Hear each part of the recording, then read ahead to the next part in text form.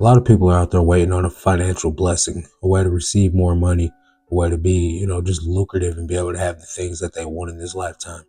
But there's an assignment that we're all given and we're all told to be good stewards of our finances in the first place.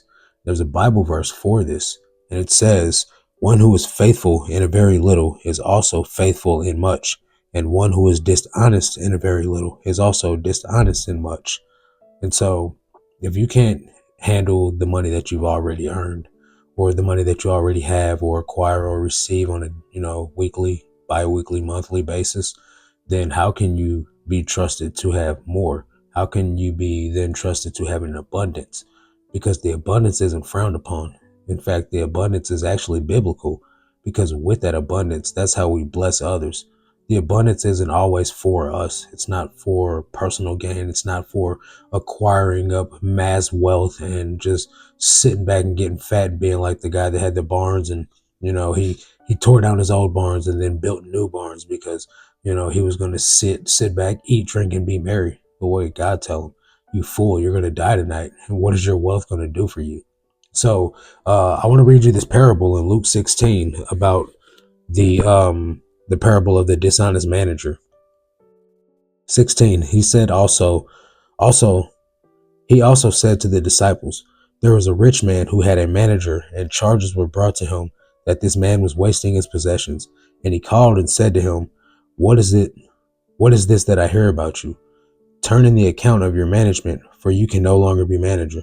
And the manager said to himself, What shall I do, since my master is taking the management away from me? I'm not strong enough to dig, and I am ashamed to beg. I have decided what to do, so that when I am removed from management, people may receive me into their houses. So summoning his master's debtors one by one, he said to the first, How much money do you owe my master? He said, 100 measures of oil. He said to him, Take your bill and sit down quickly and write 50. Then he said to another, And how much do you owe? He said, 100 measures of wheat. He said to him, Take your bill and write 80. The master commended the dishonest manager for his shrewdness. For the sons of this world are more shrewd in dealing with their own generation than the sons of light. And I tell you, make friends for yourself by means of unrighteous wealth, so that when it fails, they may receive you into their eternal dwellings. Then the verse 10 that I read to you guys, one is faithful in very little, is also faithful in much. And one who is dishonest in a very little is also dishonest with much. If then you have not been faithful in the unrighteous wealth, who will entrust you to the true riches? And if you have not been faithful in that which is another's, who will give you that which is your own? No servant can serve two masters, for either he will hate the one and love the other, or he will be devoted to the one and despise the other. You cannot serve God and money. And so at first it would seem like this dishonest manager had it all figured out. He was going to get some people to, lower their debt so that way he can be in their good graces and be able to still earn wages. Because it says in the study notes that he was able to save the people, the debtors, about 500 denarii, which is about 20 months' wages. So this guy would have been able to have still money coming in for the next 20 months while he figured out his next way to get money, or his next scheme, if you will. The Bible says one who is faithful in very little is also faithful in much. So this man had a task, and he didn't abide by the task, the rules of the job. He decided to be, irresponsible. A lot of people are like this with the job that we have. How many people, and this ain't no shade to nobody, but how many people do you know on welfare and Section 8? They have a really cheap, rent. They get WIC or they get food stamps, right? Their cost of living is very low, but they have the newest Jordans on. They have a Escalade in the parking lot. They got rims on the car, and all this material wealth, all this stuff that looks good.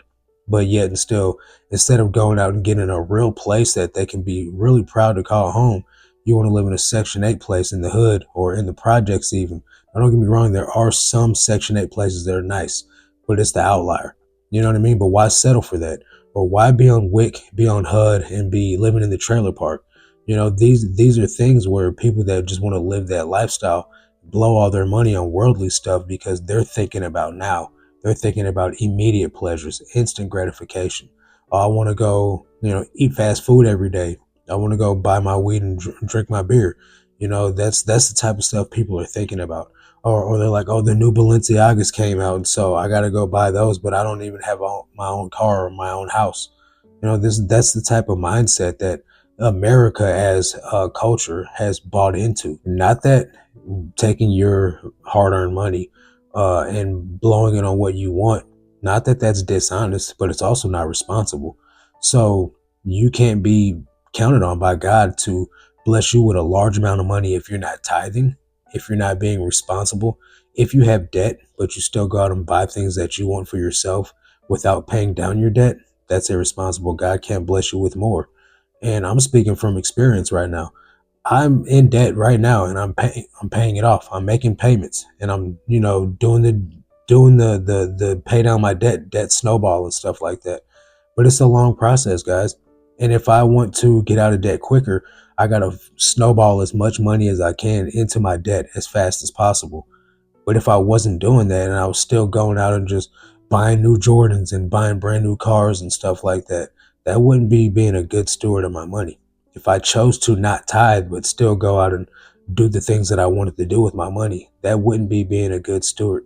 But even when our checks are small, we still have to tithe. Even when we make little or less than what we thought we were going to, we still have obligations. I've still decided to partner with ministries and tithe to what they're doing. I can't just renege on that just because my check was short or that I had a slow day of sales. It doesn't work like that. I've agreed to be faithful with little so that I know that when I do get much, that I can still be able to maintain. I don't need much more than what I have. Like, I'm not looking for some extravagant life. I just want to be a man of God. I just want to, do what makes the Lord proud. Do what makes the Lord happy. You know what I mean? That doesn't mean driving around, the brand new Ferrari with a 12-bedroom mansion. What am I going to do with that? You know what I mean? I'm a single man. Like, that's too much space for me.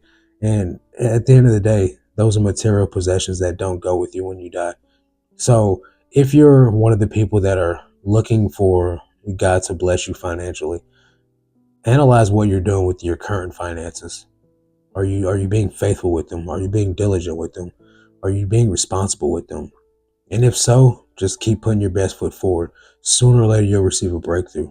But if you're being wasteful and all you care about is money, you don't, respect the Lord's opinion of money, and you're letting it be your God, your idol of money, that's probably the reason why you're having problems with your finances.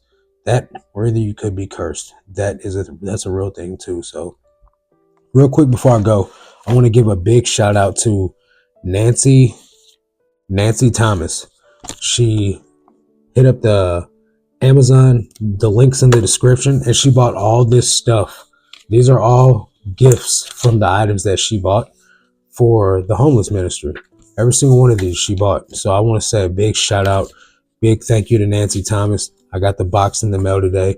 I don't know how to go about thanking you guys other than doing it on the channel publicly because I have no contact information to send you guys thanks. So I really appreciate every one of you that has tithed or donated any money to this ministry for this homeless stuff. We have boxes and boxes of stuff getting ready to go out. September 7th is our first week going out with the bags of hygiene stuff and really trying to bless the homeless community here in my neck of the woods. So keep me in your prayers, keep my team in your prayers, and I just really thank each and every one of you from the bottom of my heart. That's going to do it for this one. I'll catch you guys on the next one. Until then, God bless.